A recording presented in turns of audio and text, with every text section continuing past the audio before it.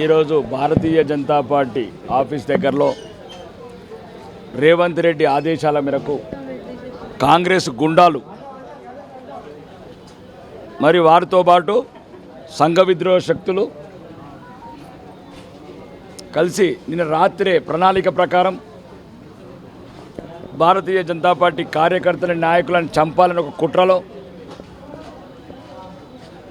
రెండోది ఇక్కడ కూడా ఢిల్లీలాగా ఏదైతే ఢిల్లీని అలజడిగా చేశారో ప్రపంచ పటంలో ఈరోజు నరేంద్ర మోడీ గారి నాయకత్వంలో భారతీయ జనతా పార్టీ ఆధ్వర్యంలో ఈరోజు దేశం ముందుకెళ్తున్నది. వికసిత భారత సమయంలో రాహుల్ గాంధీ, ప్రియాంక గాంధీ విదేశీ శక్తుల కుట్రలో ఒక పావులై ఈ దేశానికి చెడ్డ పేరు తేవడానికి నిన్న చేసిన పనుల వల్ల ఈరోజు మేము నిరసన తెలపడానికి మా భారతీయ జనతా పార్టీ అధ్యక్షుడు రామచంద్రరావు గారి పిలుపు మేరకు శాంతియుతంగా ర్యాలీ చేసే సందర్భంలో ఒకవైపేమో కాంగ్రెస్ శ్రేణులకు ఇక్కడి నుంచి లోక్ భవన్ వరకు ఎటువంటి ఆటంకాలు లేకుండా 5 స్టార్ ప్రోటోకాల్స్ ఇచ్చి పోలీసులు, ఇక్కడనేమో మమ్మల్ని అన్యాయంగా దారుణంగా మా కార్యకర్తలని మాతో పాటు జర్నలిస్టులను చూడకుండా రాళ్లతో కొట్టడం.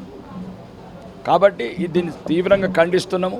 మీడియా మీద ఇట్లా దాడిని ఈ రకంగా దాంట్లో కూడా కొంత చట్టసభ సభ్యులు కూడా వచ్చారు. దీన్ని బట్టి అర్థం చేసుకోవాలి, ఈ రాష్ట్రంలో ఉన్న మీడియా ఈ కాంగ్రెస్ గుండాలు నాయకుల రూపంలో ఎట్లుంటారు. వీళ్ళు నాయకులు గారు గుండాలు రౌడీలు దొంగలు ఏలుతున్న రాష్ట్రం కాబట్టి ఇట్లాంటి చర్యలు జరుగుతున్నాయి. ఇప్పుడు ఏదైతే ప్రవీణ్ అనే ఒక జర్నలిస్టుకు గాయం తీవ్రంగా అయింది, ప్రవీణ్తో పాటు సుమారు 5గురు భారతీయ జనతా పార్టీ కార్యకర్తలను కూడా వాళ్ళ తలలు పగలగొట్టారు. బీజేపీ ఆఫీస్ వైపు నుంచి రాళ్ళు వచ్చినాయని చెప్పేసి అంటున్నారు. చెప్పిన తర్వాత భారతీయ జనతా పార్టీ సామాన్య కార్యకర్తలను కూడా ఆ రాళ్లతో 4-5 గాయాల పాలైపోయినాయి.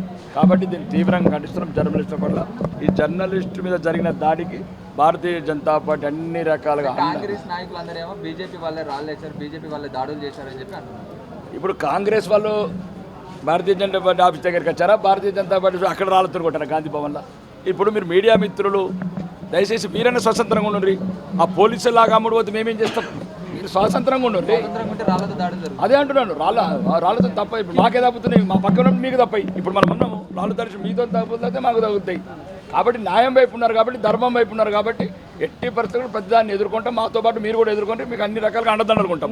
అంటే వీళ్ళు వచ్చి ఇప్పుడు కాంగ్రెస్ వాళ్ళు పరామర్శకు వస్తున్నారు, బీజేపీ వాళ్ళు పరామర్శకు వస్తున్నారు. వాళ్ళు మీ మీద చెప్తున్నారు, మీరు వాళ్ళ మీద చెప్తున్నారు.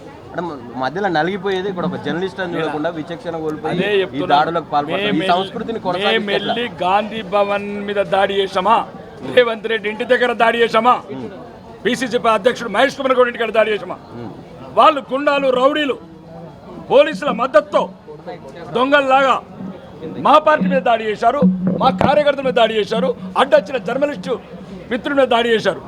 కొద్దిగా మీరు లాజిక్స్ సింక్ కావాలి కదా. మేము రాళ్ళు తీసుకొని గాంధీ భవన్లో దాడి చేస్తేనేమో మేము దాడి చేసినట్టు, వాడొచ్చి రౌడీలు గుండాలు నాయకులు పోలీసుల మద్దతుతో ఇది డీజీపీ గారు పేషరతుగా క్షమాపణలు చెప్పాలని నేను చెప్తున్నాం. ఇక ముందు ఇట్లాంటి చర్యలు జరిగితే రాబోయే ప్రభుత్వంలో ఎవ్వరిని వదిలేదు, ప్రతి ఒక్కరిని లెక్క బట్టి చూసుకొని తర్వాత చర్యలు తీసుకుంటాం.